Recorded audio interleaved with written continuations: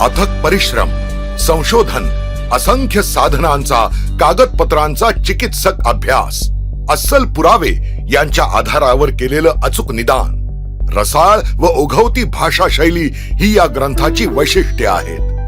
हा एक संदर्भ ग्रंथ म्हणून अवघ्या महाराष्ट्रात मानला जातो. शिवचरित्राचा रस कायम ठेवून प्रत्यक्ष पुराव्यांसह विद्वत्तापूर्ण शोधावर आधारित असा हा ग्रंथ आहे.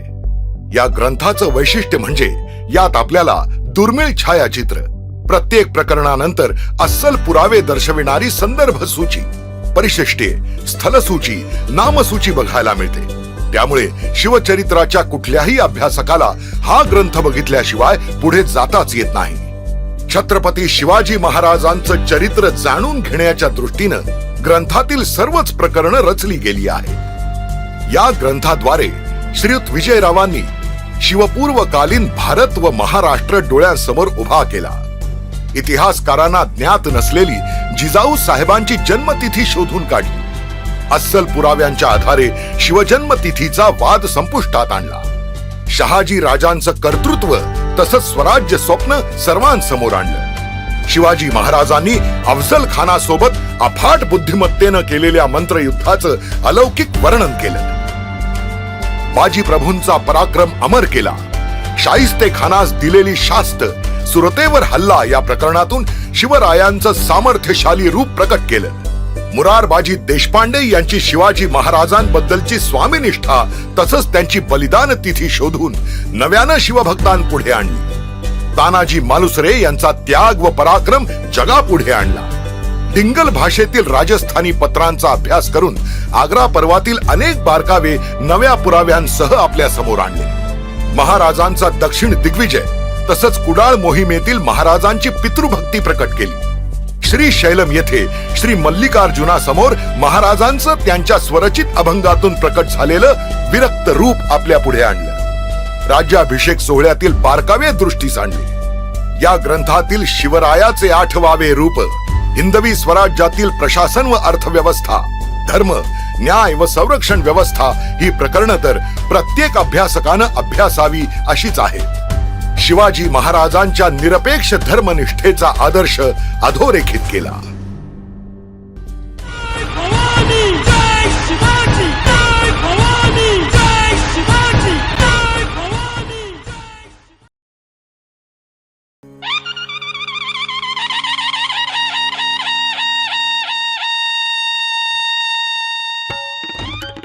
पुण्यश्लोका शिवस्वरूपा महाराष्ट्र भूपती. पुण्यश्लोका शिवस्वरूपा महाराष्ट्र भूपती. त्रिवार गुजरात तुझ युग पुरुषा, जय शिव छत्रपती, जय शिव छत्रपती. शकाकर्ते शिवराय ऑनलाईन व्याख्यानमालेतील हे 5वे पुष्प. या पुष्पाचे वैशिष्ट्य म्हणजे आजच्या आपल्या वक्त्या समर्थ भक्त सौ सुवर्णाताई महाबळ यांच्या विनंतीवरून आपण हे ऑफलाईन व्याख्यान सुद्धा इथे आयोजित केलेलं आहे. श्रोत्यांशी त्या प्रत्यक्ष संवाद साधतात आहे आणि त्याच वेळेस आपलं YouTube साठी रेकॉर्डिंग सुद्धा सुरू आहे. आजच्या वक्त्या सौ सुवर्णाताई महाबळ यांचं मी खूप स्वागत करतो. त्यांचा साताऱ्याचा जन्म आहे, त्यामुळे शिवसमर्थांच्या पदस्पर्शाने पुनीत झालेल्या भूमीत त्यांचं बालपण आणि शिक्षण झालं. शालेय शिक्षण पुण्याच्या प्रसिद्ध हुजूर पागा या मुलींच्या शाळेतून त्यांनी घेतलं. संस्कृत विषयातून गुणवत्तेसह पुणे विद्यापीठाची पदवी प्राप्त केली आणि समर्थ वाङ्मयाचा अभ्यास सुरू केला. अनेक नियतकालिकातून लेखन केलं. आकाशवाणीवरून देखील त्यांचे कार्यक्रम प्रसारित झाले. माहेर, ललना इत्यादी अनेक मासिकांचं संपादक म्हणून देखील त्यांनी काम केलं. पत्रद्वारा दासबोध अभ्यास 1980 ते 82 त्यांनी पूर्ण केला आणि त्यानंतर समीक्षक म्हणून 10 वर्ष काम केलं. त्याचप्रमाणे नाशिकच्या समर्थ सेवा मंडळ, यशवंतराव देव मामलेदार मंदिर आणि अशा अन्य विविध धार्मिक संस्थांच्या उपक्रमात, उत्सवात त्यांचा सक्रिय सहभाग, प्रवचन सेवा तिथे रुजू केली. त्यांचं माहेर हे अतिशय समर्थांच्या भूमीने पवित्र झालेलं सातारा आणि त्यांचं सासर हे देखील क्रांतीची जो ज्योत धगधगत होती, अभिनव भारतच्या माध्यमातून स्वातंत्र्यवीर सावरकरांनी पेटवली होती. त्यातले त्यांचे सहकारी नाशिकच्या प्रसिद्ध यशवंत व्यायामशाळेचे महाबळ गुरुजी हे त्यांचे आजे सासरे. अशा सासर माहेर या दोन्हीकडून अतिशय उत्तम परंपरा लाभलेल्या विदुषी आज आपल्याला वक्त्या म्हणून लाभलेल्या आहेत.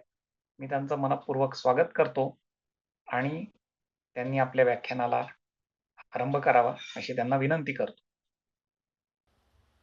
सदा सर्वदा योग तुझा घडावा, तुझे कारणी देह माझा पडावा.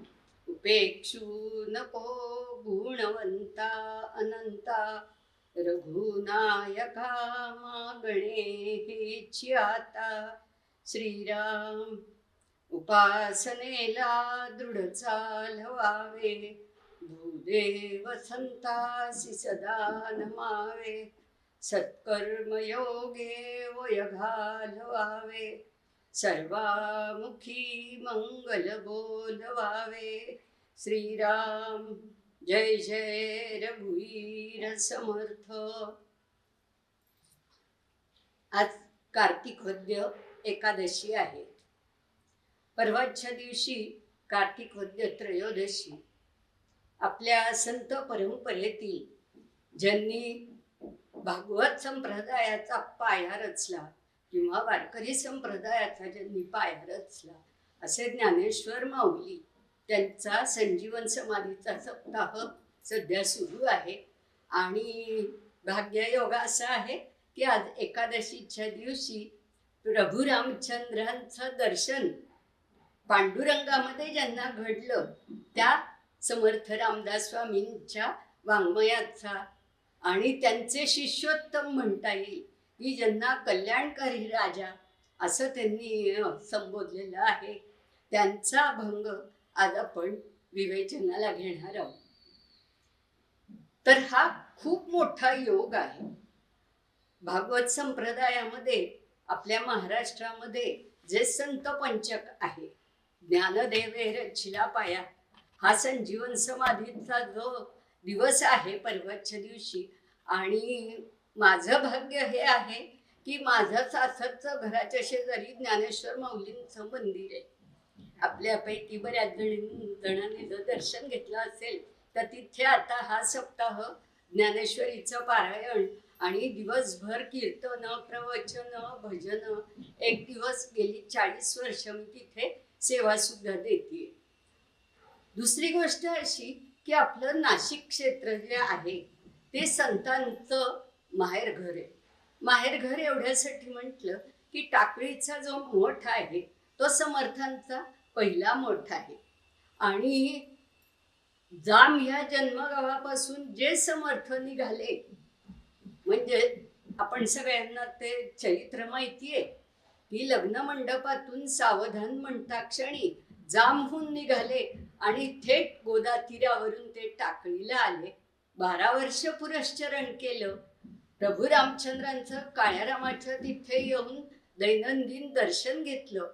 आणि ह्या सर्व म्हणजे त्यांचं जे वाङ्मय आहे त्याच्यामध्ये दासबोध, मनाचे श्लोक, ज्याला मनोबोध असंही म्हणतात, आणि पुढची पायरी म्हणजे आत्माराम, हे 3 जे आहेत त्याला प्रस्थानत्रयी असं नाव आहे. आणि ह्या प्रस्थानत्रयीपैकी मनाचे श्लोक जे आहेत ती पहिली पायरी आहे. त्याच्यानंतर दासबोधाची रचना झालेली आहे आणि साधकाच्या एका ठराविक उन्मनीय अवस्थेपर्यंत पोचल्यानंतरचा जी अवस्था आहे ज्याला सायुज्यता अशी मुक्ती म्हणतात, त्या मुक्तीपर्यंत पोचल्यावरचा आत्माराम हा त्यांचा लघुग्रंथ आहे. तर ह्या सर्व प्रवासामध्ये समर्थांनी जी आपल्या प्रभू रामचंद्राच्या काळाराम हे आपलं ग्रामदैवत आहे, त्या मंदिरामध्ये समर्थांनी करुणाष्टकांची रचना केलेली आहे.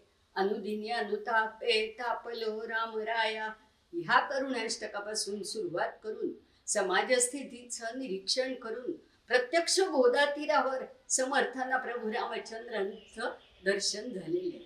आणि प्रत्यक्ष हनुमंत टाकळी सारख्या ठिकाणी रोज दैनंदिन याच्यामध्ये प्रत्यक्ष हनुमंत समर्थांना दर्शन देत असत, असं त्यांच्या चरित्रामध्ये आहे. इतकंच नव्हे तर समर्थ रामदास स्वामी म्हणजे हनुमंताचाच अवतार, म्हणून त्यांना महारुद्र असं सुद्धा, भीमरूपी महारुद्र, तो जो रुद्र आहे त्याचा अंश समर्थांच्यामध्ये होता. तसेच बलदंड रोज सूर्यनमस्कार घालून त्यांनी शरीर संपदा इतकी स्वतःची केलेली होती की असं म्हणतात की रोज 108 सूर्यनमस्कार घालून त्यांनी स्वतःचं मन आणि शरीर दोन्हीही बळकट केलं. आणि मग त्यानंतर त्यांनी 12 वर्ष भारत भ्रमण केलं. आणि भारत भ्रमणानंतरच्या काळामध्ये त्यांची शिवाजी महाराजांची भेट झाली. शिवाजी महाराजांची भेट समर्थांची झाली होती किंवा नव्हती ह्याबद्दल बऱ्याच विद्वानांनी नंतरच्या काळामध्ये मतानुमताने थोडेसे विवाद केले.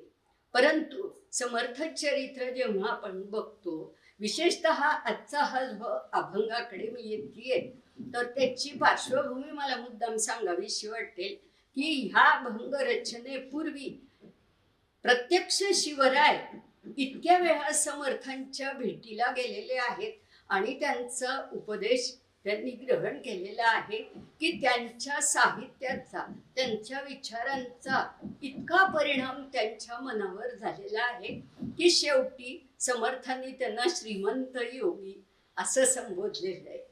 म्हणजे श्रीमंत असणं आणि योगी असणं ह्या दोन्हीही आभूषण ज्याला आपल्याला म्हणता येईल, अलंकार ज्याला आपल्याला म्हणता येईल, ते समर्थांनी महाराजांना दाखल केलेले आहेत, त्यांना दिलेले आहेत.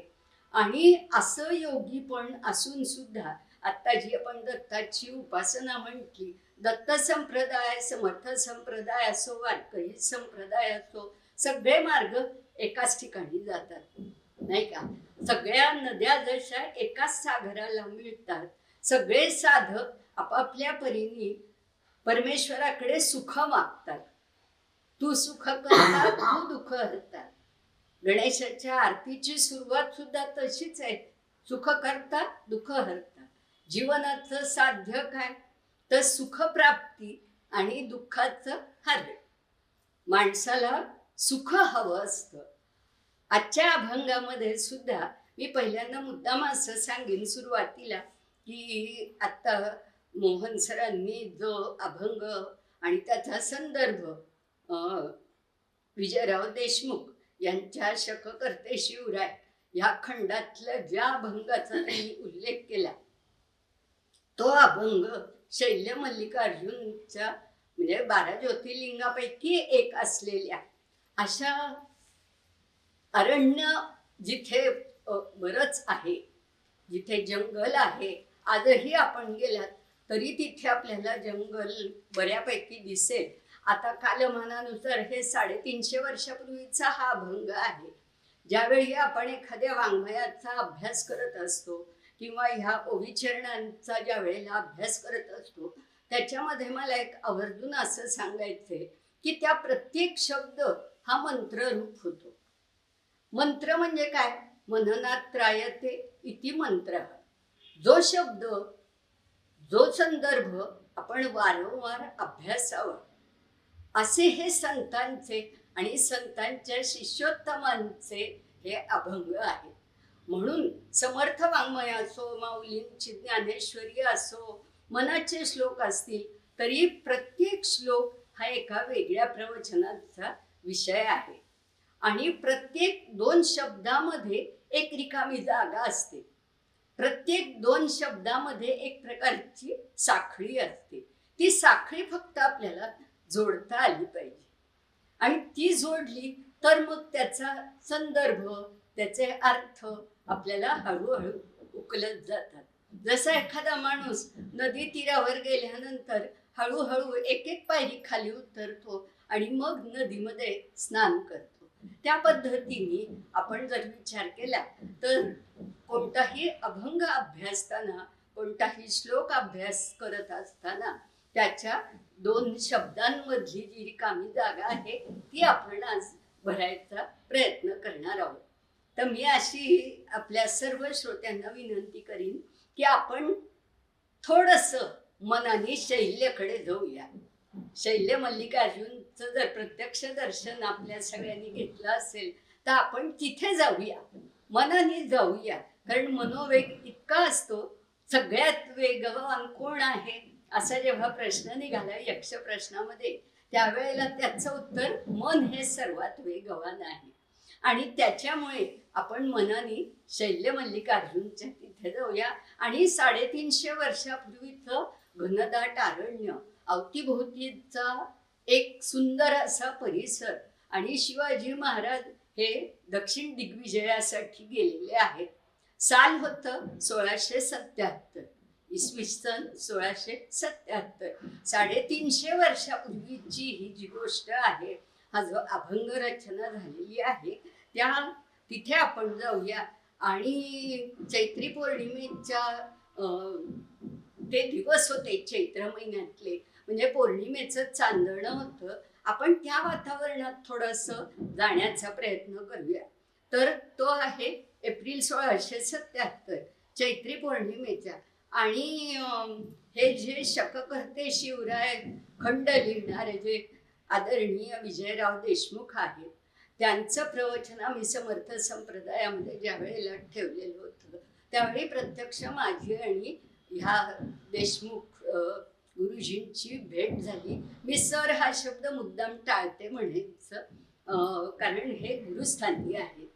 आणि त्याच्यामुळे त्यांची ज्या वेळेला भेट झाली त्यावेळेला त्यांनी हे खंड लिहिलेले होते आणि हनुमंतावर त्यांनी आमच्याकडे प्रवचन केलेलं होतं. आणि ते ऐकण्याचा भाग्ययोग माझ्या जीवनामध्ये आला. आणि योगायोगाने मोहन सरांनी हे ग्रंथ माझ्याकडे आणून दिले आणि हा जो दुर्मिळ अभंग आहे तो अभ्यासाला मिळाला. तर आपण शैल्याच्या वातावरणात जाताना प्रत्यक्ष शिवाजी महाराजांची जर आपण पार्श्वभूमी बघितली तर शिवराज्याभिषेक झालेला होता. अभिषिक्त राजा म्हणून स्वराज्य संस्थापनेचं ध्येय पूर्ण झालेलं होतं. म्हणजे जीवनातलं एक महत्वाचं जे साध्य होतं ते त्यांनी पूर्ण केलेलं होतं. साध्यापर्यंत पोचताना त्यांना त्यांच्या जीवनामध्ये अनेक युद्ध करावी लागली, अनेक तह करावे लागले. आणि ह्या सर्वामध्ये समर्थ रामदास स्वामींसारखा गुरु जेव्हा त्यांच्या सहवासात आला, त्यांचा सहवास घडला.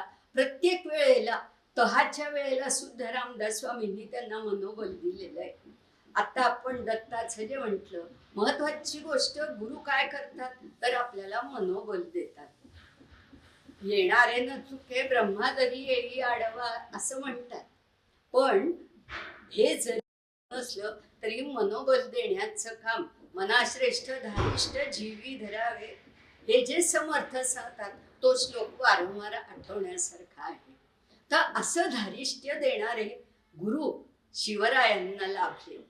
आणि मग ह्या सगळ्याचा परिपाक एखादी गोष्ट आपल्याला सामान्य माणसाला सुद्धा जर वारंवार आपण सांगितली, लहान मुलांच्या मनावरती लहानपणी ठसवली तर त्याचा परिणाम पुढच्या जीवनभर राहतो. आणि तशी परिस्थिती शिवरायांच्या संदर्भात सुद्धा झाली. माझा जन्म साताऱ्याचा आहे, आमचं घर अजिंक्यताऱ्याच्या पायथ्याशी आहे आणि सज्जनगड आमच्या पंचक्रोशीमध्ये आहे. एवढी पार्श्वभूमी सुद्धा आपल्याला मनोबल देणारी आहे. म्हणजे मला मुद्दाम सांगायला आवडेल की मोहन जेव्हा घरी आले होते तेव्हा मी त्यांना म्हटलं की आम्ही बोलायला लागल्यावर पहिल्यांदा आमच्या आजीने आम्हाला मनाचे श्लोकच शिकवले आणि ते दैनंदिन पठणामध्ये राहिले आणि ते संदर्भ जीवनभर पुरले. तर आपण अभंगाकडे वळण्यापूर्वी ही आपण पार्श्वभूमी लक्षात घेऊया. आपण सर्व आता संजय सरांच्या घरामध्ये नाहीये, शैल्यमध्ये आहोत असं मी म्हणते. तर तिथे गेल्यानंतर मग शिवरायांच्या अंगामध्ये ही शिकवण सर्व मुरलेली होती. त्याचं कारण असं आहे, आधी मी जे सांगितलं शैल्यला जाऊया का, समर्थ जा म्हणून नाशिकला आले, टाकळीला देवाच्या सख्यत्वासाठी पडाव्या जीवलगांच्यातून सर्व अर्पावे शेवटी प्राण तोही वेचावा, समर्थ म्हणतात. मग आपण घर सोडायचं, हे घर आपण आता या घरात नाहीये तर शैल्यला आहोत, ही भावनाच इतकी महत्वाची असते की आपण ज्याला म्हणतात ना देहभान हरपणे, तर देह हे घर आहे. ते घर आपण जर समजलं तर त्या घरामधला देव आपल्याला दिसावा, हे जीवनातलं साध्य आहे.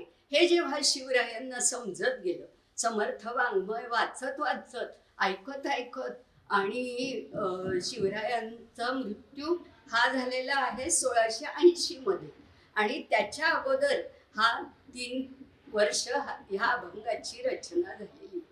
आणि विरक्ती म्हणजे काय, वैराग्य म्हणजे काय, एवढं मोठं राज्य संपादन करून सुद्धा माणूस विरक्त होऊ शकतो, हे शिष्योत्तम शिवरायांनी या अभंगामध्ये सांगितले. आता हा अभंग आपल्या सगळ्यांच्या समोर असेल असं मी गृहीत धरतीये. अभंग असा आहे, नाशवंत सुखासाठी अंतरला जग जेठी, नाही नाही याते गोडी 184च्या जोडी, मनुष्य जन्म गेल्या वारे काय करशील बारे, शिवराजे सांगे जना म्या तो सोडिली वासन. शब्द खूप कमी आहेत पण अर्थगर्भ आहे. आता पहिला चरण जो आपण म्हटला, आपण एक एक चरण पुढे जाऊया. नाशवंत सुखासाठी अंतरला जग जेठी. नाशवंत हा शब्दच पहिल्यांदा समर्थांचा शिवरायांनी वापरलेला आहे. काय काय नाशवंत आहे, तर जी भौतिक सुख आपण मिळवू इच्छितो. आता जर मी इथे जमलेल्या श्रोत्यांना विचारलं की सुख म्हणजे काय, तर त्या सुखाची व्याख्या प्रत्येक जण आपापल्या परीने सांगेल. कोणाला कशात, कोणाला कशात. भौतिक वैभवामध्ये सुख मान आहे, पण पहिला शब्द नाशवंत आहे. नाशवंत सुखासाठी माणूस धडपडतो कशासाठी, तर ही सुख. परवा सहज मग मी असा विचार केला की सुख हा शब्द आहे आणि नाशवंत असा शब्द आहे. तर हा सुख शब्द जो आहे ना, तो समर्थ वाङ्मयात अनेक वेळा आला. पण समर्थ तो सुख शब्द वापरतात, तो कोणकोणत्या अर्थाने वापरतात, तर समर्थांच्या मनाचे श्लोकाचं पुस्तक आपण बघूया. तर त्याच्यामध्ये पहिल्या ह्याच्यापासून आपण मी ओळींनी संदर्भ केलेला आहे. 11वा श्लोक जो आहे त्याच्यामध्ये अगदी प्रसिद्ध श्लोकाचा पहिला चरण आहे. त्याच्यात सुख शब्द आहे, जनी सर्व सुखी असा कोण आहे. मी फक्त पुढे जाते, वेळाची मर्यादा आहे म्हणून परत योगाला तर मी परत येईन. पण जनी सर्व सुखी असा कोण आहे. आम्ही ज्या वेळेला अभ्यासार्थी म्हणून अभ्यास करत होतो त्यावेळेला तोपर्यंत किंबहुना ह्या श्लोकाचा अर्थ बरेच जण नकारार्थी दिशेने लावत असत. म्हणजे त्याच्या पुढे जर आपण प्रश्नचिन्ह विचारलं की जनी सर्व सुखी असा कोण आहे, प्रश्नचिन्ह, तर आपण काय उत्तर देऊ की ह्या जगामध्ये कोणीही सुखी नाही. मग आपण आपल्याला दुःख आलं तर कशाला वाईट वाटून घ्यायला पाहिजे. पण मी जेव्हा परीक्षा दिल्या आणि पेपर तपासले त्यावेळेला माझे एक अभ्यासार्थी होते आणि त्यांनी असा त्याच्यामध्ये अर्थ केला होता आणि नंतर मग मी त्याच्यावर लेखनही केलं की जनी सर्व सुखी असा कोण आहे, ते विचारी मना तुची शोधून पाहे. पुढच्याच चरणामध्ये त्याचं उत्तर आहे. आपण जर सदसद विचार करून बघितलं तर ह्या जगामध्ये सदा सुखी असणारे अनेक लोक आहेत. कोण आहेत? नित्य सुख कोणाकडे आहे, तर संतांच्याकडे आहे. बाह्य जगामध्ये त्यांना आनंदित छळ सहन करावा लागला. पण आपण विचाराने जर बघितलं तर विचारी मनाने जर पाहिलं तर जनी सर्व सुखी असे अनेक जण आहेत, ज्याला आपण आजच्या भाषेमध्ये गोष्टींमध्ये सुखी माणसाचा सदरा म्हणतो. ती सुखी माणसाचा सदरा आहे का कोणाकडे? हो, खूप जणांकडे आहे. अवतीभोवती आपल्या अशा व्यक्ती आहेत, हे जे गुरुस्थानीय आहेत, विष्णुदास महाराज किंवा त्यांच्याही पेक्षा आपले गजानन महाराज आहेत, इथे ज्यांची प्रतिमा आहे. आणि असे अनेक अनेक आपण व्यक्ती बघतो की ते सदा आनंदी असतात. तर जनी सर्व सुखी असा कोण आहे, ह्या चरणाचा अर्थ विचारी मनाने जर बघितला तर तो सकारात्मक दिशेने जातो आणि सर्व सुखी असणारे लोक या जगात आहेत याच्यावर आपला विश्वास बसतो. पुढचा श्लोक आहे 23वा आहे, जनी वाउगे बोलता सुख नाही. 23वा श्लोक, न बोले मना राघवे वीण काही, जनी वाउगे बोलता सुख नाही. तू उगाच कशाला असं म्हणतोस, व्यर्थ म्हणतोस की सुख नाही. अरे राघवाचं नाव घे ना, राघव घ्या, गुरुदेव दत्त घ्या. तुम्ही परमेश्वराचं नामस्मरण ज्या वेळेला करता त्यावेळेला सुखच सुख आहे. पुन्हा पुन्हा समर्थ बजावतात. 25वा श्लोक त्याच्या पुढे आहे, सुखाची घडी लोटता सुख आहे. सुखच सुख. नामस्मरणाचा जेव्हा तुम्ही जपानी करा, अजपा जप तर तो अंतर्बाह्य करतोच आहे आपल्या माध्यमातून, पण ज्या वेळेला तुम्ही तुम्ही म्हणजे आपण सर्वसामान्य जी आहोत की ज्यांना आपल्याला पंथ चालायचा आहे, तो मार्ग आक्रमायचा आहे, त्या मार्गामध्ये सुखच सुख आहे. सुखाची घडी लोटता सुख आहे. आपण दैनंदिन जीवनात काय म्हणतो की मानवी जीवन हे सुख दुःखमय आहे, म्हणजे सुखानंतर दुःख, दुःखानंतर सुख येईल. नाही, या मार्गावर सुखच सुख आहे. सुखाची घडी लोटता सुख आहे. 36वा श्लोक आहे, सुखानंद आनंद कैवल्यदानी, नुपेक्षी कदा रामदासाभिमानी.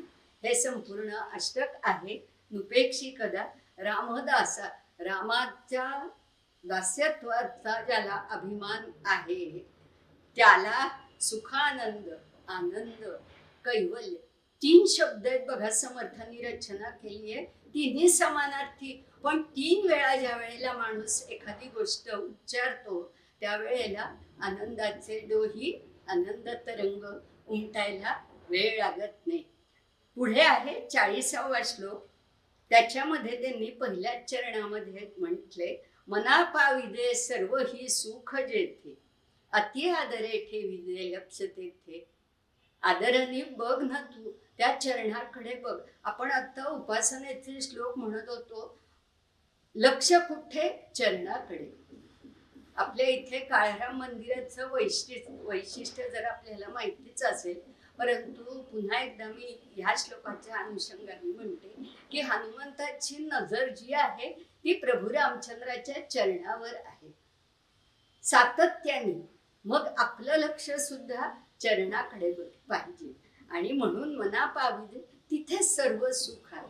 मना पाविजे सर्व ही सुख जेथे. पुढे 41व्या श्लोकामध्ये लगेच समर्थ म्हणतात, बहु हिंडता सौख्य होणार नाही. इकडे तिकडे भटकंती केली त्याच्यामध्ये काही नाही. तुम्ही अरण्यात जायला पाहिजे असंही नाही. आता आपण मनाने शैल्याच्या अरण्यात आहोत ना, घरात असून सुद्धा अरण्यामध्ये आहोत.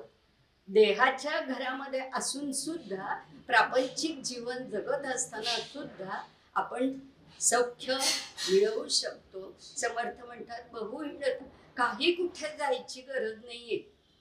तर शिणावे परी नातुडे हित काही. त्याच्यात व्यर्थ शीण आहे, दुसरं काहीही नाही. मी थोडासा धावता आढावा घेतोय कारण पुढचा अभंग आपल्याला घ्यायचा आहे म्हणून. पुढचा श्लोक 44वा आहे. त्याच्यामध्ये समर्थ म्हणतात, 4था चरण आहे, सुखा लागी अरण्य सेवित जावे. पुन्हा पुन्हा समर्थ अरण्याचा उल्लेख करतायत, एकांताचा उल्लेख करतायत. समर्थ चरित्र जर आपण बघितलं तर समर्थ एकांतासाठी शिवथर घळीमध्ये जात असत. अशा घळी की जिथे सहसा त्या काळामध्ये माणूस पोचू शकणार नाही. पण समर्थांची आणि शिवरायांचे जे मावळे होते त्यांचा अवतीभोवतीचा जो घनदाट अरण्याचा परिसर होता तिथे खऱ्या अर्थाने अरण्य होतं, शब्दशः अरण्य होतं आणि गुप्त जागा सुद्धा होत्या. पुढे आपण त्याच्याकडे येणार आहे. 52वा श्लोक आहे बघा. करी सुख संवाद जो उगमाचा, जगी धन्य तो दास सर्वोत्तमाचा. सुख संवाद, सुख कशात आहे? माझा उद्देश हा आहे की शिवरायांनी नाशवंत सुखासाठी हा चरण वापरलाय.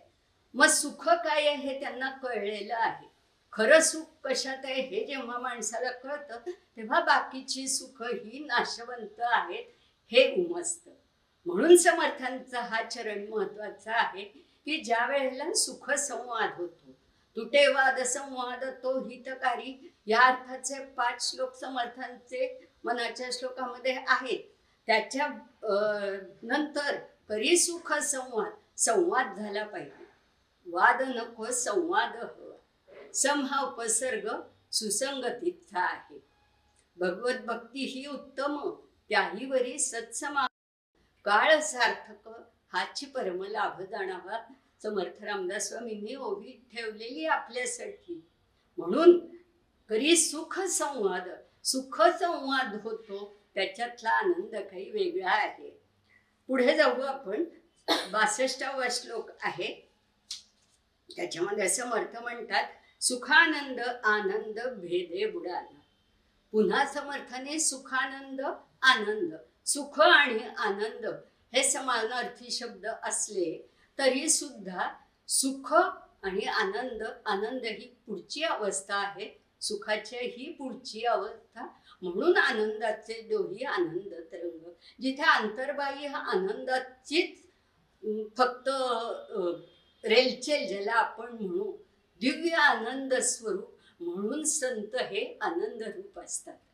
म्हणून सुखानंद आनंद भेदे बुडाल. ज्यावेळी मनातला भेद नष्ट होतो, काय श्रेष्ठ काय कनिष्ठ हे जेव्हा विचाराने समजायला लागतं त्यावेळेला तो भेद बुडून जातो. 86वा श्लोक आहे पुढचा. तिथे समर्थ म्हणतात सदानंद आनंद सेवून राहे. समर्थ म्हणतात हा आनंद शब्द समर्थांनी पुन्हा एकदा वापरलेला आहे. 109वा श्लोक आहे. वारंवार समर्थांनी विखरून ठेवलेले आहेत हे शब्द. तिथे समर्थ असं पुन्हा म्हणतात जनी सुख संवाद सुखे करावं. आनंदाने बोलावं, गोड बोलावं. बोलण्यावर समर्थांचा अत्यंत भर आहे. किंबहुना प्रभू रामचंद्रापुढे उभं राहिल्यानंतर समर्थांनी जी भिक्षा मागितलेली आहे ती सुद्धा कोमल वाचा दे रे राम. समर्थांचे जे अष्टपदीची भिक्षा आहे त्याच्यामध्ये पहिलाच शब्द आहे कोमल वाचा दे रे राम. म्हणून समर्थ संप्रदायाचं वैशिष्ट्य आहे. आपण समर्थ संप्रदायाचे आहोत ह्याच्यासाठी कुठलाही लेबल लावावं लागत नाही. जो गोड बोलतो तो समर्थांचा शिष्योत्तम म्हणावा, किंवा शिष्य होण्याला थोडीशी पात्रता आपल्या अंगात आली असं आपण म्हणावं. पुढे समर्थ 127वा श्लोक आहे. त्याच्यामध्ये समर्थ म्हणतात की जगी धन्य तो राम सुखे निवाला. 109व्या श्लोकामध्ये समर्थ म्हणतायत की जनी वाद वेवाद सोडून द्यावा, जनी सुख संवाद सुखे करावा. असं त्याचे म्हणजे सुख आणि संवाद या दोन्हीची गुंफण समर्थांनी अतिशय सुंदर केलेली आहे. 127व्या श्लोकामध्ये समर्थ म्हणतात की जगी धन्य तो राम सुखे निवाला. त्याच्या पुढे 161व्या श्लोकामध्ये समर्थ म्हणतायत सुखी राहता सर्व ही सुख आहे. सुखी राहता सर्व ही सुख आहे. आपण सुखी असावं आणि दुसऱ्याला सुखी करावं, करण्याचा प्रयत्न करावा. आपल्याकडून इतरांना आनंद मिळेल असे शब्द म्हणून मंगल बोलवावे. सगळ्यांच्या तोंडून म्हणजे आपण बोलावं आणि बोलवून पण घ्यावं असा त्याच्यामध्ये अर्थ आहे. आणि पुढे 188, 189 आणि 190 हे जे श्लोक आहेत, ह्याचा तर त्यांनी तिन्ही श्लोकांमध्ये चौथा चरण परिसंग सोडून सुखे राहावे, हे श्लोक अत्यंत वाचण्यासारखे, विरक्तीकडे नेणारे आहेत. विरक्ती याचा अर्थ सर्वच दृष्टीने सलोकता, समीपता, स्वरूपता ह्या अवस्थेपर्यंत नेणारे आहेत. आणि मग शेवटी सायुज्य मुक्तीकडे जर जायचं असेल तर त्याच्यासाठी परिसंग सोडून सुखी राहावे. जो माणूस सुखामध्ये स्थिर झाला तो सर्वात सुखी झाला.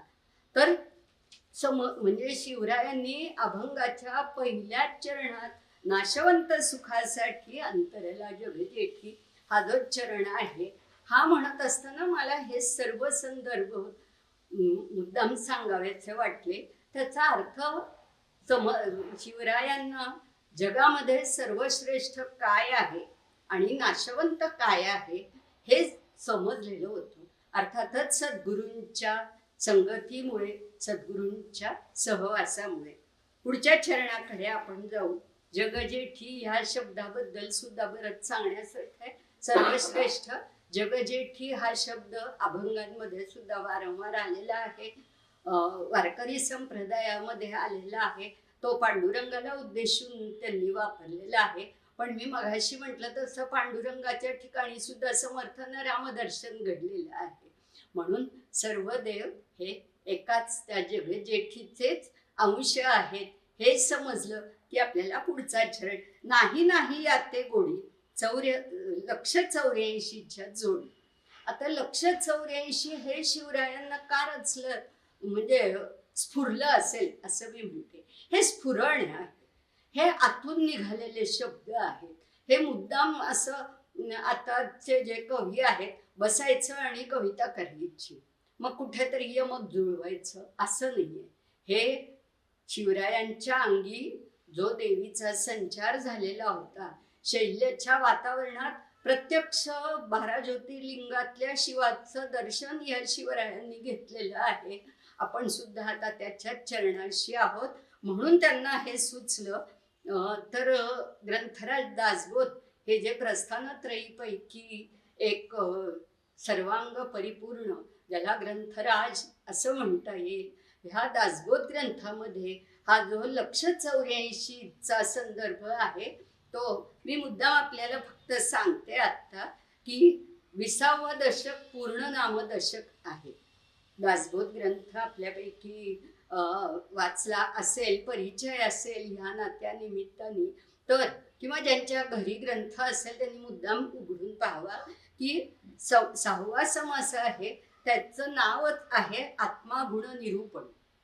आत्म्याचे गुण त्याच्यामध्ये सांगितलेले आहेत आणि त्याच्यामधल्या 3, 4, 5, 6 ह्या ज्या 4 ओव्या आहेत त्याच्यामध्ये ऐसी 84 लक्ष योनी जितुका तितुका जाणता प्राणी अनंत देहाची मांडणी मर्यादा कायची अमर्याद. असं म्हणतात की 84 लक्ष जन्म घेऊन मग आपल्याला हा नरजन्म मिळालेला आहे.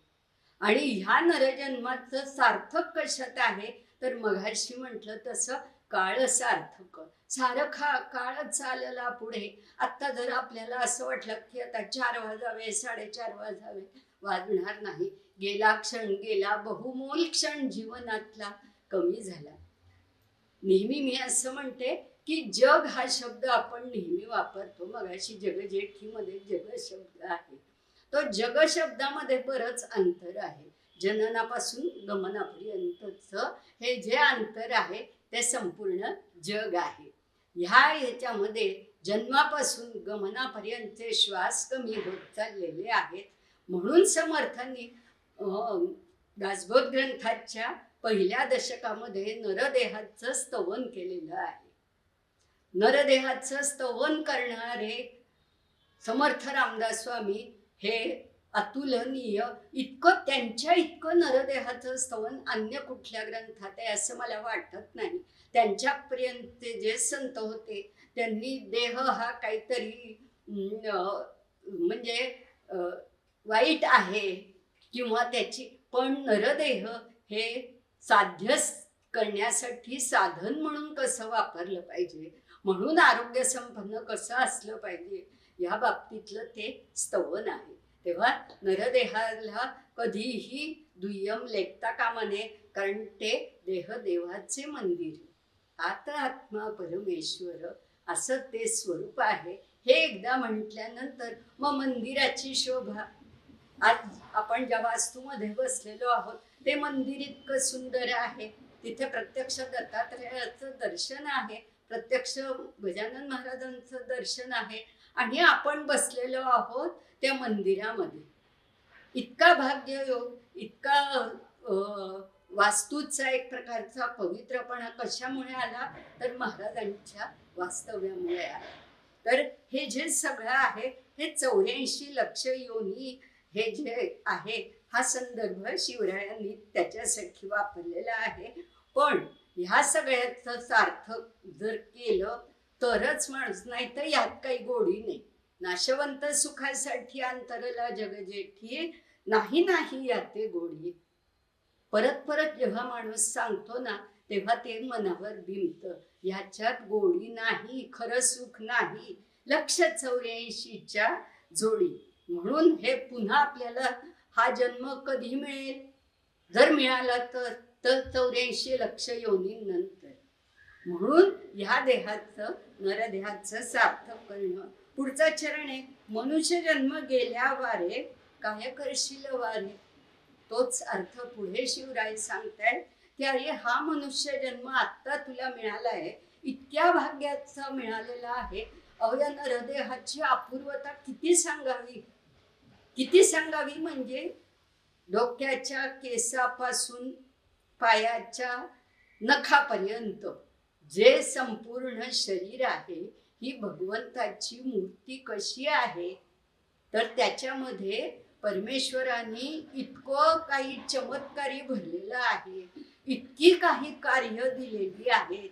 आता आपण एक क्षण सुद्धा, मी समजा असा हात करते, असं हात करते, आपल्या सगळ्यांची श्रवणेंद्रिय चालू आहेत. ह्या श्रवणेंद्रियामध्ये केवढी शक्ती आहे. श्रवण भक्ती ही नवविधा भक्तीपैकी पहिली पायरी आहे. त्याच्या पुढच्या इतर नवविधा भक्ती आहेत आणि शेवटची आत्मनिवेदन भक्ती आहे. तर म्हणून शिवराय म्हणतायत की ह्या जन्माचं सार्थक तू करून घे. मनुष्य जन्म हा मिळालेला आहे याचं सार्थक.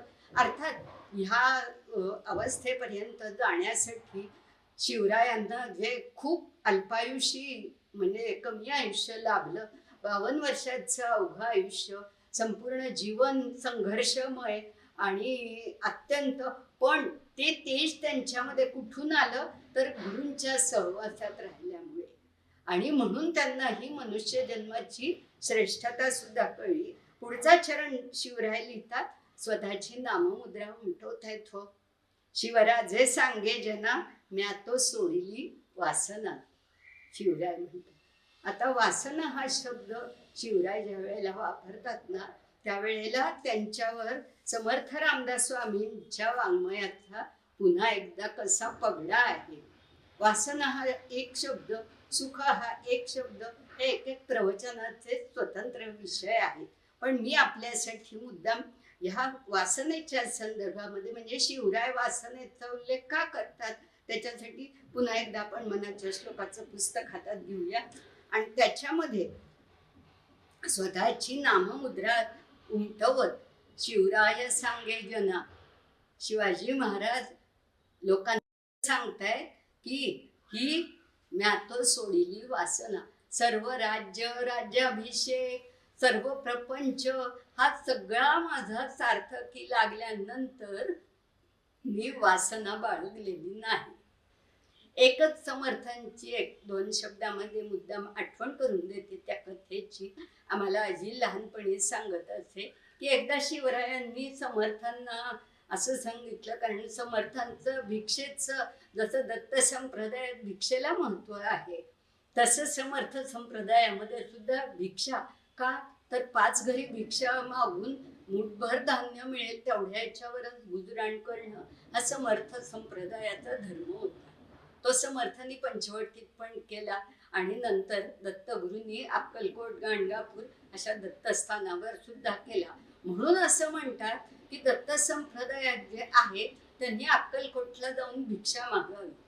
एकदा आम्ही गेलो होतो अक्कलकोटला आणि तिथे गेल्यानंतर मग भिक्षा मागायची असं, तर बरोबरचे जे सर्व होते ते म्हणाले आम्ही म्हणजे अशा थोड्या दर्पामध्ये की आम्ही भिक्षा घालतो, आम्ही मागणार नाही कोणाकडे, आम्ही फक्त देणार. म्हणजे देणारा हा कुठेतरी वरचढ असतो, घेणारा हा खाली असतो हात त्याचा, तेवढे आम्ही खाली येणार नाही. स्वतःच्या कोणत्या ना कोणत्या भौतिक वैभवाचा जो एक मीपणा असतो तो तिथे असतो. आणि भिक्षा मागणं हा भीक नसते. भिक्षा आणि भीक याच्यामध्ये फरक आहे. समर्थ संप्रदायामध्ये भिक्षा निरूपण हा एक स्वतंत्र समाज आहे. म्हणजे भिक्षा म्हणजे नेमकं काय ह्याचा पुष्कळ उलगडा त्याच्यामध्ये समर्थांनी केलेला आहे. तो आजचा आपला विषय नाहीये. परंतु वासना ह्या शब्दाशी संदर्भ म्हणून तर एकदा शिवरायांनी विचारलं समर्थांना की आपल्याला काय हवं? माझं सर्व राज्य मी तुमच्या झोळीत घालतो. अरे तू आम्हाला देणार? हे राज्य कोणाचं आहे? हे राज्य श्रींचं आहे. हे तो श्रींचे राज्य आहे. आणि आता इथे त्यावेळेला समर्थ अजिंक्य ताऱ्यावर होते आणि एका दगडी कपारीमध्ये एक बेडकी होती छोटी आणि तिथलं पाणी पित होती. तर समर्थ म्हणाले हिला पाणी कोणी दिलं? तू दिलंस राजा? नाही, तीही तो श्रींची इच्छा आहे. देणारा कोणी नाही, घेणारा कोणी नाही. हे तर राज्य समर्थांचंच झालं. गुरुच्या चरणी राज्य अर्पण करणारा श्रीमंत योगी म्हणजे प्रत्यक्ष शिवराय आणि गुरुच्या राज्याला भिक्षा स्वरूप मानणारे समर्थ रामदास स्वामी. म्हणून क्षात्रधर्म आणि ब्राह्मतेज हे सगळं एकत्र येणारा असा महाराष्ट्र हा अतिशय भाग्यवान. तर वासना या शब्दाकडे पुन्हा येते. मगासारखे थोडे संदर्भ सांगते. श्लोक क्रमांक 4 आहे. त्याच्यामध्ये मना वासना दुष्ट कामा नये रे, समर्थांचा 4था श्लोक आहे आणि अतिशय लोकप्रिय आहे. दुष्ट वासना नको असा संदर्भ समर्थांनी दिलेला आहे. दुष्ट वासना नको नको. समर्थांचे मनाचे श्लोक मला नेहमी आवडतात. त्याचं कारण असं आहे, त्या मनाच्या श्लोकाची सुरुवात एक तर मना या शब्दाने झाली आहे, मनी या शब्दाने झाली आहे किंवा जनी या शब्दाने झाली. म्हणजे मन म्हणजे स्वतः आणि जन म्हणजे समाज. मनापासून जनापर्यंत पोहोचवणारे हे मनाचे श्लोक आहेत. तेव्हा मना वासना दुष्ट कामा नये रे. दुसरं समर्थ आणखीन एक पुढचा श्लोक आहे, 65वा श्लोक आहे तो. त्याच्यामध्ये समर्थ म्हणतात की मना वासना हेमधामी विरामी. चौथा नको वासना हेमधामी विरामी असं समर्थांचा 4था चरण आहे. हेमधाम म्हणजे सुवर्णाचं घर, राजवाडा. पूर्वी राजवाडे असत. श्रीमंत वैभव संपन्न ज्याला आपण म्हणता येईल असं सोन्याच्या घरामध्ये तुम्ही वास करणं ही वासना नको. म्हणजेच भौतिक सुखाचा लोभ नको किंवा त्याच्यापासून आपण बाजूला झालं पाहिजे. मगाशी बोलताना ताई म्हणाल्या की हे आमचं नाही, हे महाराजांचं घर आहे. ही भावना त्याच्यामध्ये असणं नको. हे मधामी नको वासना हे मधामी विरामी समर्थ म्हणतात. मधला एक श्लोक राहिला, श्लोक 58वा आहे. थोडे उलट सुलट झालेत परंतु तिथे नको वासना विषयी वृत्ती रूपे समर्थ म्हणतायत. त्याच्यामध्ये पहिल्याच ह्याच्यामध्ये वासना शब्द आलेला आहे. ती कुठे कुठे नको तर विषयी नको. विषय अगणित आहेत. शालेय विषय वेगळे, प्रापंचिक विषय वेगळे. विषयच विषय, त्याला गणतीच नाही. म्हणून पण नको वासना विषयी वृत्ती रूपे. आणखीन एक 21वा श्लोक आहे. थोडे उलट सुलट झाले, मला जसे संदर्भ मिळाले त्याप्रमाणे.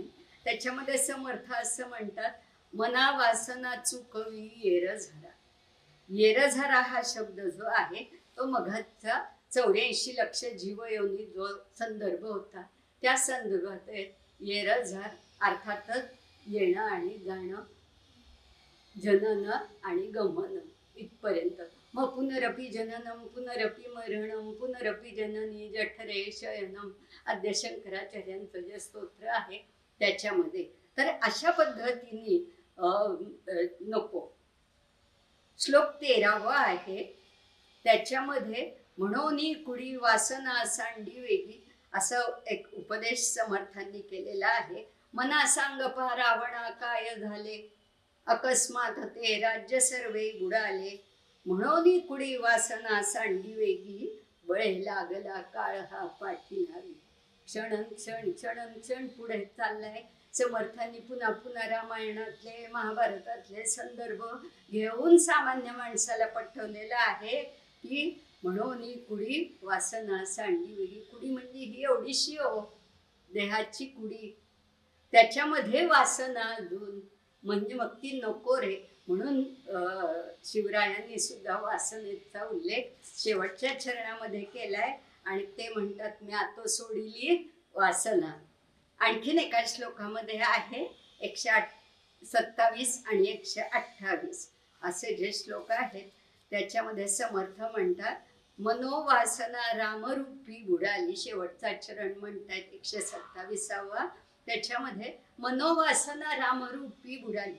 आता वासना आहे म्हणजे वासना नको हे खरं, पण हवी पण कशाची, ती रामरूपामध्ये विलीन होण्याची वासना हवी, इच्छा हवी. वास हवा कुठे, चरणाशी पाहिजे. म्हणून आणि हे जे शेवटचे श्लोक आहेत ना साधारणपणे 100च्या पुढचे 100 ते 205 पर्यंत किंवा 200 पर्यंत शेवटचे 5 श्लोक फलश्रुतीचे आहेत. पण 200 पर्यंत ते जे श्लोक आहेत 100 ते 200 किंवा 150 ते 200 हे श्लोक संपूर्ण विरक्तीकडे नेणारे आहेत. अंतर्बाह्य ज्याला विरक्ती आलेली आहेत अशा एका संतांचं आधी केले मग सांगितले ह्या न्यायाने समर्थांचं चरित्र एक प्रकारे त्याच्यामध्ये सांगितलेलं आहे. आणि ह्याच जीवनक्रमामध्ये प्रत्यक्ष शिवराय जात आहेत आणि आता ते ह्या अवस्थेला पोचलेले आहेत की 128व्या श्लोकामध्ये पुन्हा समर्थ असं म्हणतायत मना वासना वासुदेवी वसुदेवी. म्हणजे मागच्या श्लोकाचा शेवटचा चरण 127व्या आणि 128व्या श्लोकाचा पहिला चरण मना वासना वासुदेवी वसुदेवी, तोच उद्देश. म्हणून जरी मी वासना सोडली असली तरी ती वृत्तीरूप झालेली आहे, ती वासुदेवाच्या चरणी मी अर्पण केलेली आहे. समर्थांचा उद्देश तोच आहे. आणि अशा अनेक मनाच्या श्लोकांमध्ये हे शिवरायांचे शब्द पुन्हा पुन्हा आलेले आहेत. म्हणून हा जो अभंग आहे मी पुन्हा एकदा अभंग म्हणते म्हणजे त्याच्यामध्ये आता आपण शैल्याच्या पासून परतीच्या मार्गावर येऊया हळूहळू. तो अभंग तिथे रचना झाली म्हणून आपण तिथे गेलेलो होतो. आणि ह्याचा अर्थ गर्भित अर्थ कसा आहे माहितीये का की शब्दार्थ समजणं ही पहिली अवस्था आहे. त्याचा वाच्यार्थ कळणं, त्याच्या पुढची अवस्था जी आहे ती भावार्थ समजणं आणि मग त्याच्यात विलीन होणं. ह्या अशा पायऱ्या ओलांडत जेव्हा माणूस जातो ना तेव्हा तो वृत्तीरूप होतो. नाशवंत सुखासाठी अंतरला जगजेठी. आता मी सावकाश म्हणते, पुन्हा एकदा आपण त्याची मनाने उजळणी करूया.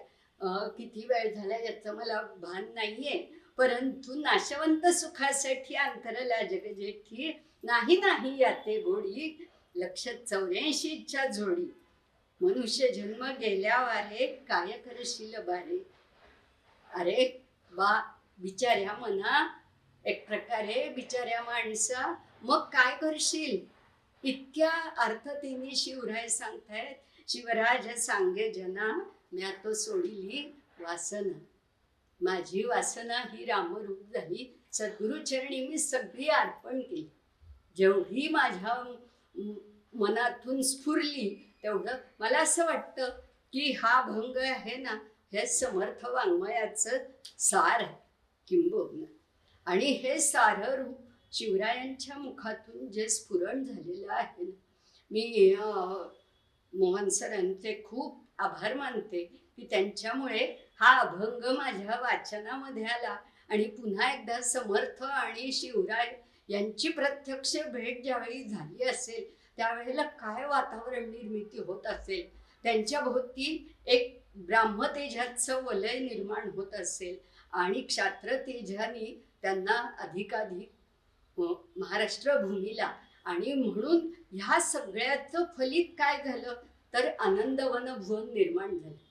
समर्थांनी आनंदवन भुवन नावाचे अत्यंत सुंदर काव्य रचलेलं आहे. आपण सगळ्यांनी त्याचा अभ्यास केला पाहिजे असं मला वाटतं. म्हणून समर्थ त्या काव्यामध्ये म्हणतात की याची देही याची डोळा. समर्थांनी हे आनंदवन भुवन जे स्वप्न बघितलं, स्वप्नी जे देखिले रात्री ते तैसेची जाहले. समर्थांनी स्वप्न पाहावं. आपली स्वप्न सत्यात होणार म्हणजे फार कठीण, पण समर्थांनी जे स्वप्न पाहिलं ते समर्थ रामराज्याचं बघितलं आणि ते शिवरायांनी प्रत्यक्षात आणलं. स्वप्नी जे देखिले रात्री ते तैसेची होत असे, हिंडता फिरता गेलो आनंदवन भुवनी. समर्थ असं म्हणतात, यश कीर्ती सामर्थ्य यश कीर्तीची प्रतापे मांडिली सीमा. शिवरायांना उद्देशून समर्थांनी म्हटलेलं आहे की पराक्रम म्हणजे काय असतो, प्रताप म्हणजे पराक्रम, पराक्रमाची सीमा ओलांडली. दुसरीकडे ते म्हणतात त्याच काव्यामध्ये समर्थ असं म्हणतात, भीमची धाडीला देवे वैभवे धावत. भीम पराक्रमी असा अवतारी पुरुष ह्या देशामध्ये ह्या महाराष्ट्र भूमीमध्ये जन्माला येणं ही परमेश्वराची कृपा आहे, प्रभू रामचंद्राची कृपा आहे. म्हणून देवानी इथे अवतार म्हणून शिव अवतार म्हणतात.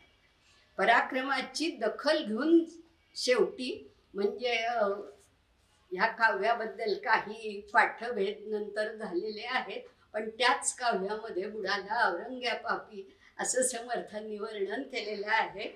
बुडाला औरंग्या पापी लेंच संहार झाला. जे मुसलमानांचं मोगलांचं आक्रमण होतं तो संहार होऊन स्वराज्य संस्थापना झाली आणि सगळीकडे जिकडे तिकडे उदंड जाहले पाणी स्नान संध्या करावया असं समर्थ म्हणतात.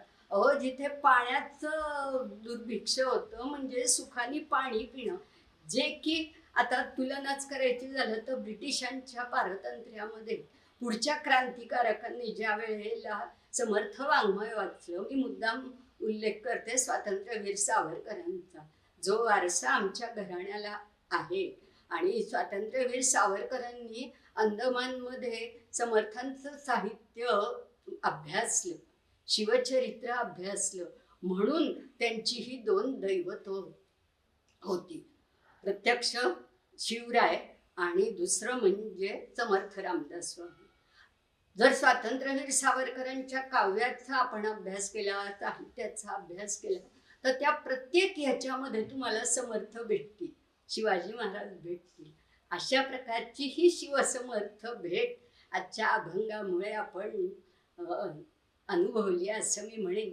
माझ्या परीने मी जास्तीत जास्त प्रयत्न केला आणि याच्यामध्ये काही उणीवा पण आहेत आणि आणखीही काही संदर्भ सापडण्यासारखे आहेत. पण जेव्हा आपण आज प्रत्यक्ष भेटायचं ठरवलं त्यावेळेला मला जेवढं सुचलं तेवढं मी आपल्यासमोर सेवा सादर केली. ही सेवा महाराजांच्या चरणी आणि श्री गुरुदेव दत्तांच्या चरणी अर्पण करते. आपल्या सगळ्यांचे मनपूर्वक आभार. धन्यवाद. अत्यंत मंत्रमुग्ध, अंतर्मुख आणि निशब्द करणारं विवेचन छत्रपती शिवाजी महाराजांच्या अभंगावर सौ सुवर्णाताईंनी केलं.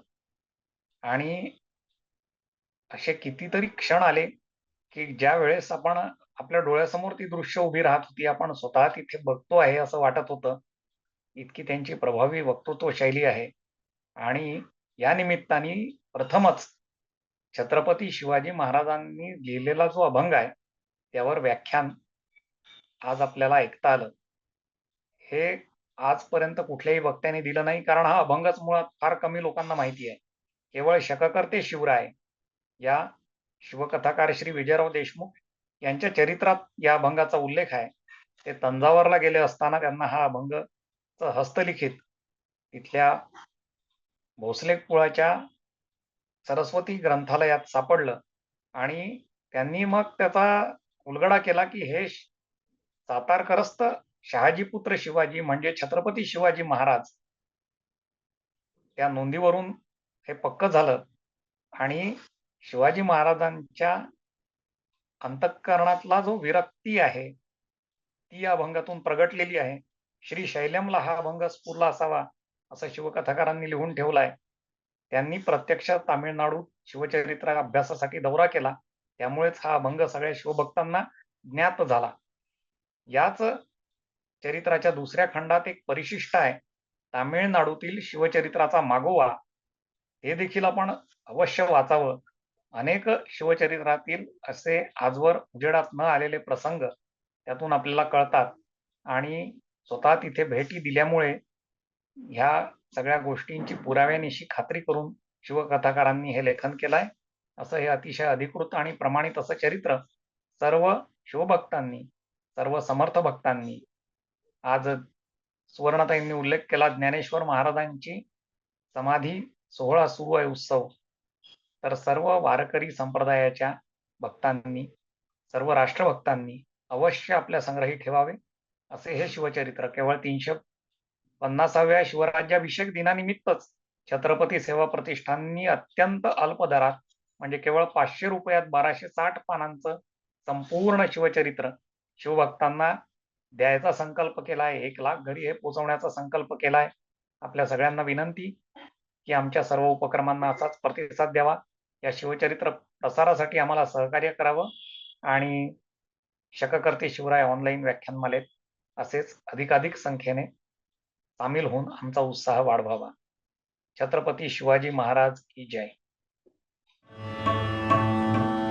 जय देव जय देव जय जय शिवराया जय देव जय देव जय जय शिवराया जय जय शिवराया या या अनन्य शरणा आर्या ताराया जय देव जय देव जय जय शिवराया